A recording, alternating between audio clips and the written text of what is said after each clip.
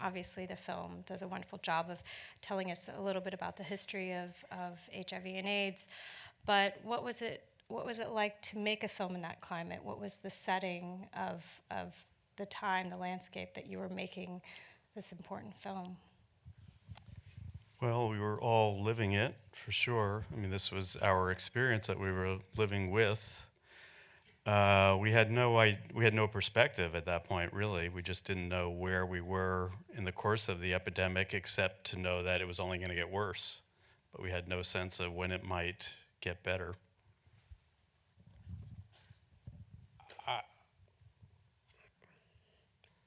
I felt that we were blessed in a way that this combination here, had the connections and the whatever. We had what it took to get this paid for at a time when people didn't do stuff on AIDS on television. I mean, they did news stories.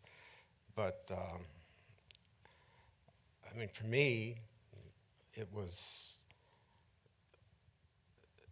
why I got into the film business, was to be able to do things that actually could matter. And I think that's true for all of us here. So, I mean, it was depressing, of course, but I felt like, okay, we can do something, because you felt powerless. It was the scariest time. I mean, because every one of my single friends were dying or sick, and I even thought I was sick for a minute. I'm not, thank God. But it was such a scary time. And we were motivated by anger and injustice and, you know, Reagan not mentioning the word AIDS. It was just a terrible, terrible time. And these guys were very heroic. And certainly, absolutely. We also, I mean, doing a film like this is, in some ways, it's a form of emotional protection because you feel like you're doing something. So it's a way to focus your, all those feelings and emotions that, you're experiencing. But we also knew it was an opportunity. I mean, once HBO came on board, we knew we were making a film for a mainstream audience, and that hadn't been done yet. So there was a certain responsibility that went along with that, but also a great opportunity. How long has it been since you've seen the panels that are featured in the film?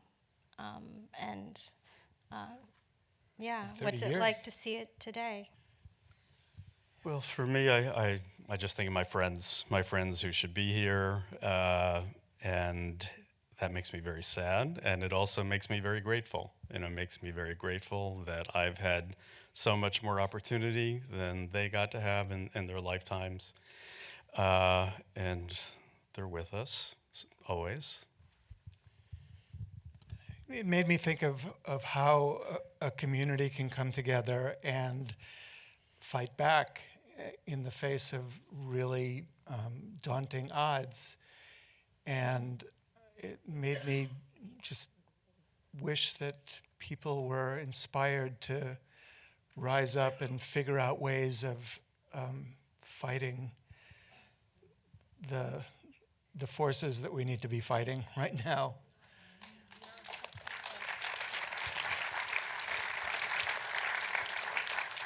I've had, I can't believe that I'm saying this, but I've had 2,700 friends that died of AIDS, and I have a list, and if I didn't keep that list, I wouldn't remember them.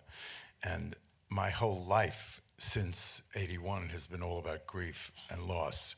And when I heard about this thing, the 30-year anniversary and the Outfest, and that the Academy, and these three gentlemen were going to put this on again, I said to myself, this will give a chance for young people to actually see what we went through, and it's really powerful.